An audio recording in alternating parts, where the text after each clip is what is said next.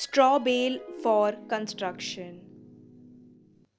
There are many different methods of green building. One of these is using straw bales for construction. It is a renewable source and a good replacement for a wood frame house.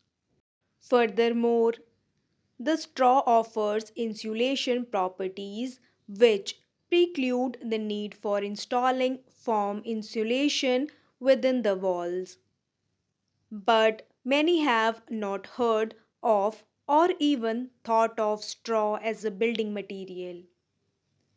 It turns out, however, that straw has been used throughout history as a building material.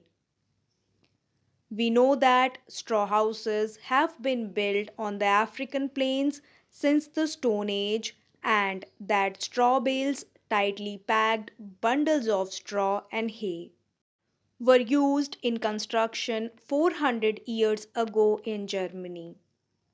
Furthermore, straw thatched roofs have long been used in Northern Europe and Asia.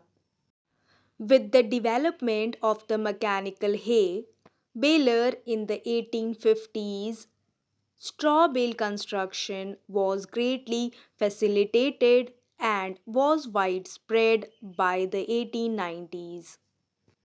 It proved particularly used in the Nebraska sandhills, in which pioneers seeking land found a dearth of trees over much of Nebraska but had plenty of tall grass. In many parts of the state, the soil was suitable for dugouts and sod houses, but in the sandhills, the soil was more valuable for cattle grazing than as a building material. And due to the lack of trees, straw was the best choice for building. The first documented use of hay bales in construction in Nebraska was a schoolhouse built in 1896 or 1897. However, the schoolhouse was unfenced and unprotected by stucco or plaster, and by 1902 it was reported to have been eaten by cows. Since then, to combat this, builders began plastering their build structures. Between 1896 and 1945, an estimated 70 straw bale buildings, including houses, farm buildings, churches, schools, offices, and grocery stores, had been built in the sandhills. By 1990, mine surviving bale buildings were reported in Nebraska's Arthur and Logan counties, including the 1928 Pilgrim Holiness Church in the village of Arthur. Since the 1990s, straw bale construction has been substantially revived, particularly in North America, Europe, and Australia. While its use is not widespread, it perhaps should be, as it has proven to be just as good as wood and more sustainable.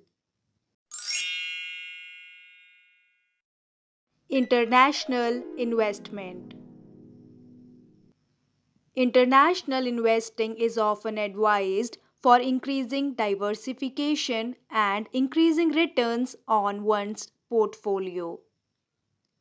But while the benefits are widely accepted, many investors are still hesitant because of the risks. And there are three specific risks involved.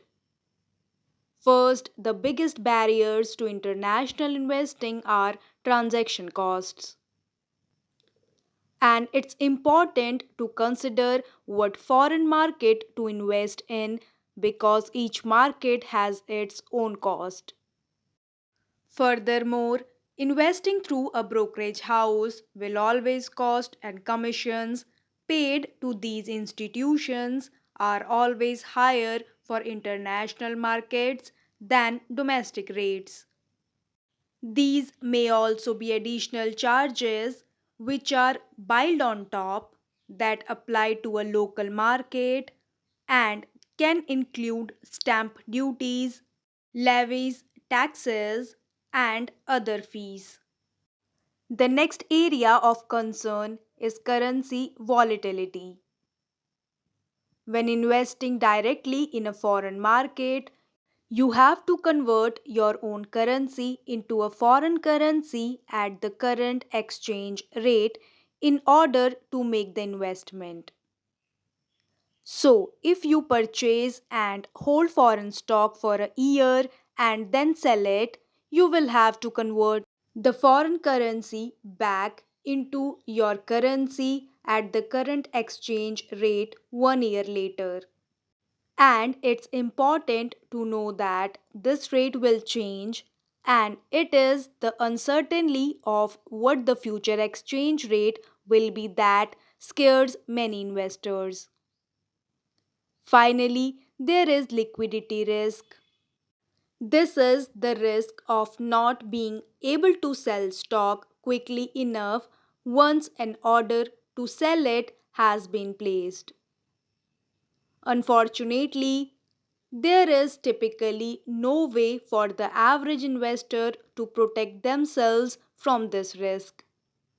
Therefore, investors should pay particular attention to foreign investment that are or may become non liquid by the time they want to close their position.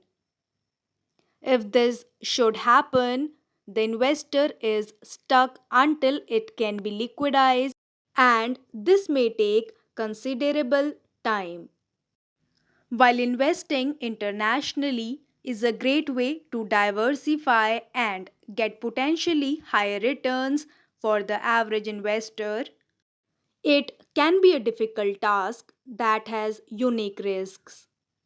By understanding these and strategies of how to deal with them, one should be able to maximize one's investment.